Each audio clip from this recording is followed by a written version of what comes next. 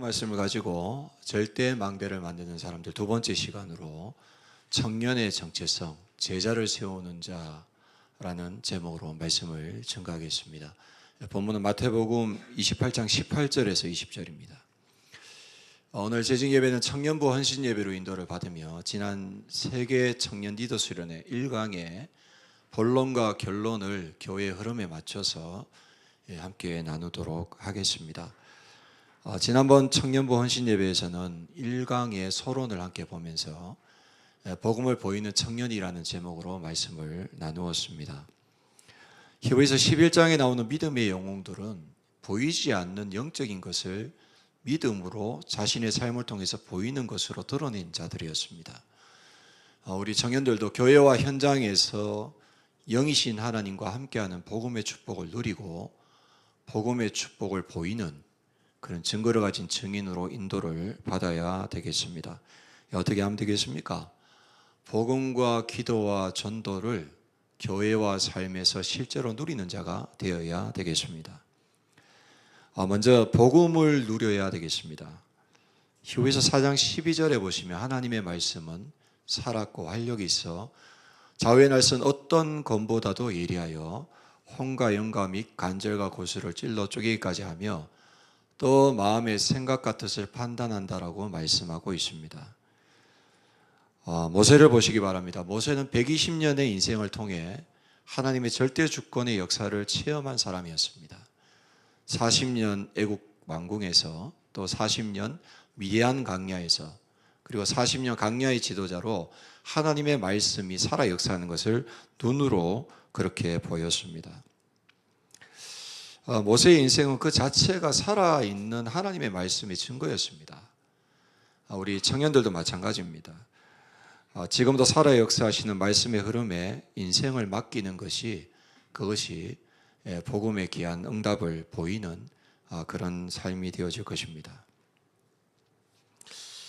두 번째로 다니엘서 6장 10절에 보니까 이 다니엘이 조서의 왕의 도장이 찍힌 것을 알고도 자기 집에 돌아가서는 윗방에 올라가 예루살렘으로 향한 창문을 열고 전에 하던 대로 하루 3번씩 무릎을 꿇고 기도하며 그의 하나님 앞에 감사했다라고 말씀하고 있습니다.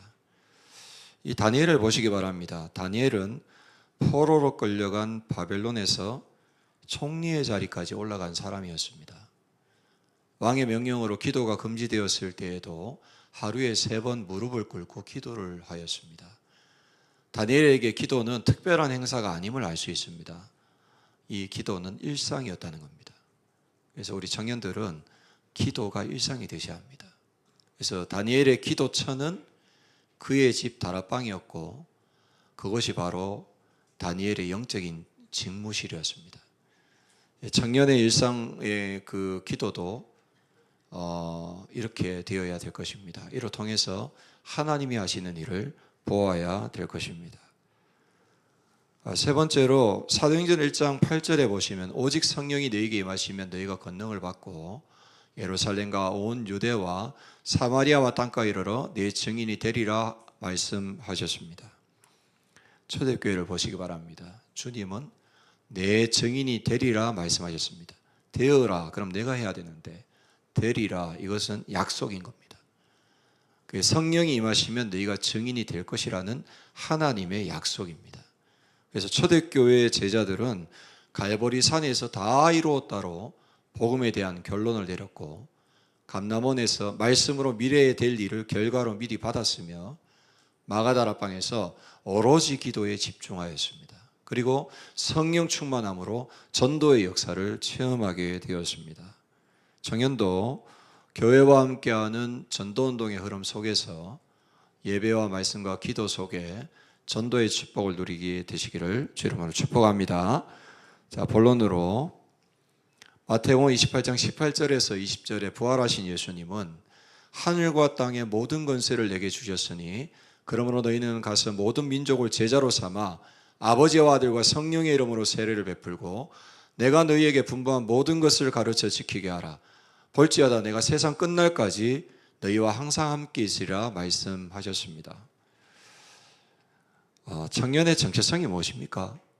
전도운동을 위해서 내가 예수 제자가 되어서 내 인생이 남은 자로, 순례자로, 정복자로, 그래서 나의 현장에 제자를 세우는 인생을 사는 것입니다.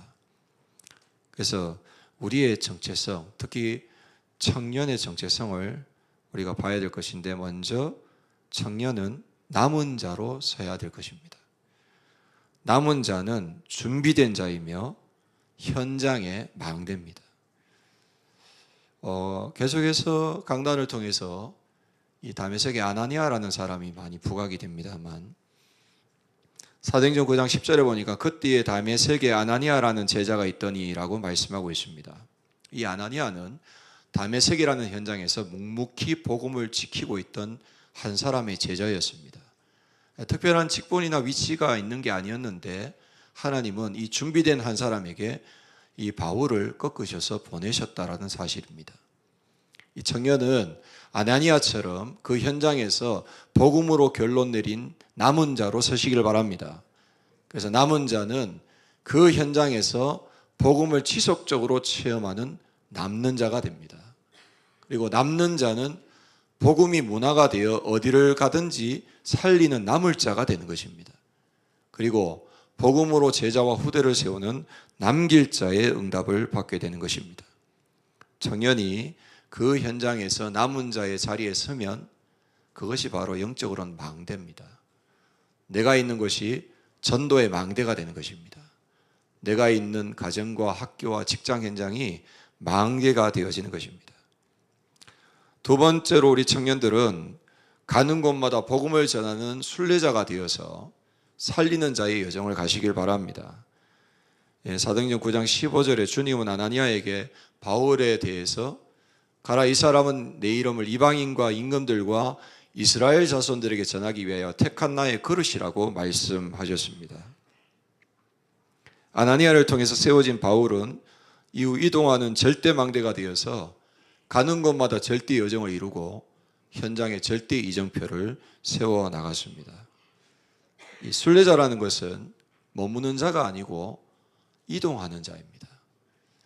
그래서 현장마다 다니면서 현장의 문제를 수용하고 그 한계를 초월해서 복음의 해답을 전달하는 자가 순례자라는 것입니다. 바울이 몇 군데 안 했지만은 세계복음화 영답을 받은 것은 가는 곳마다 복음을 받아들이는 제자를 세워나갔기 때문입니다.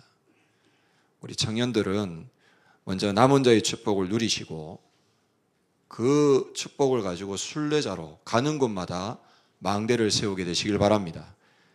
지금 이번에 우리 선교대회 주제가 나의 지역에 1천 망대를 세우라는 중요한 말씀을 주셨는데, 한 지역에 1,000명의 제자를 세우겠다는 비전을 품으시기 바랍니다. 여러분이 만나는 한 사람 한 사람이 하나님이 예비하신 제자일 수 있습니다. 그래서 살리는 자의 여정을 가셔서 말씀의 성취의 주역으로 응답받게 되시기를 바랍니다. 1천망대가 부담됩니까? 그게 아닙니다. 주님께서는 모든 민족으로 가서 제자 삼으라 했습니다. 똑같은 얘기입니다. 그렇죠? 성령이 너희에게 임하시면 권능을 받아 예루살렘, 유대, 사마리아 땅끝 다 살린다 했습니다. 주님이 주신 말씀을 비전으로 붙잡고 인도를 받으면서 나의 이제 하나님 맡기신 그런 그릇 안에서의 여정을 가면서 하나님이 원하시는 제자들을 세우는 응답받게 되시길 바랍니다. 세 번째로 우리 청년은 정복자로 현장을 살리시기 바랍니다. 이 정복자는 다른 게 아닙니다. 우리 안에 이미 임한 복음의 빛을 비춰서 현장에 이정표를 세우는 자입니다. 베드로전서 2장 9절에 보니까 우리의 영적 정체성에 대해서 베드로가 이렇게 얘기합니다. 그러나 너희는 택하신 족속이요 왕같은 제사장이요 거룩한 나라요 그의 소유가 된 백성이니 이는 너희를 어두운 데서 불러내어 그의 기이한 빛에 들어가게 하시니에 아름다운 덕을 선포하게 하려 하심이라. 저와 여러분에 대한 정체성을 세 가지로 얘기합니다. 왕같은 제사장, 그리스도의 왕적 권세로 현장의 역사는 사단을 꺾고 현장에 임한 저주와 재앙을 해결할 자다. 그리고 이 귀한 빛에 데려가게 하시는 아름다운 이의 덕을 선전할 자 그랬습니다. 그리스도의 복음을 전함으로 살리고 제자를 세우는 자로 우리를 세우셨다는 것입니다. 청년은 꼭 기억하시기 바랍니다. 이미 우리에게 다 주신 게 있습니다. 그게 뭡니까? 이미 완전 승리의 빛인 그리스도가 내게 빛으로 찾아오셨음을 확신하시기 바랍니다. 그리고 다른 것이 아닌 그리스도가 세상을 살리는 빛임을 알고 이미 승리하신 그리스도의 빛을 현장에 비춰서 영적으로 정복해 나가는 캠프 인생으로 인도받게 되시길 바랍니다. 우리가 들어가는 그 현장은 우리의 현장이 아니라 그의 현장입니다. 꼭 기억하십시오. 하나님의 현장입니다. 하나님의 계획이 이루어지는 현장입니다. 우리가 빛을 가지고 가고 빛을 가지고 그의 현장, 하나님이 모든 것을 이루시는 현장에 들어가기 때문에 하나님께서는 우리의 들어가는 현장마다 이 빛이 비춰서 흑암은 꺾이고 승리한 그리스도의 빛으로 살아날 제자들을 붙여주실 줄 믿습니다. 자, 말씀의 결론입니다. 청년의 미션은 무엇입니까? 헌신과 사역 이전에 먼저 예배자로 전도자로 하나님 앞에 서시기 바랍니다. 이것이 코람되어 하나님 앞에 사는 삶입니다. 그래서 먼저는 우리 청년들은 예배 운동의 모델이 되기 바랍니다. 그래서 예배의 순수성을 회복해야 합니다. 찬양과 말씀과 기도로 은혜를 받는 예배, 영적으로 갈망하며 예배에 나아가고 영적으로 촉촉하게 은혜에 젖어들며 영적으로 선명하게 하나님의 뜻이 보이는 예배를 회복하시기 바랍니다. 그래서 우리 청년들이 순수함으로 예배드려야 돼요. 그래서 하나님 앞에서 진실됨으로 예배를 드려야 돼요. 그래서 청년에게 가장 필요한 것이 있다면 깊이 있는 영성관리입니다. 세상의 소리가 크면 클수록 우리는 영적인 갈망이 깊어야 합니다.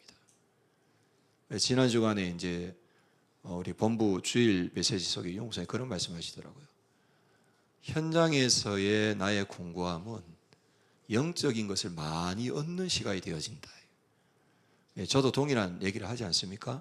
우리 안에 공허함이라는 것은 하나님이 허락하신 하나님과의 중요한 접촉점입니다. 공허함이라는 것은 공고함입니다.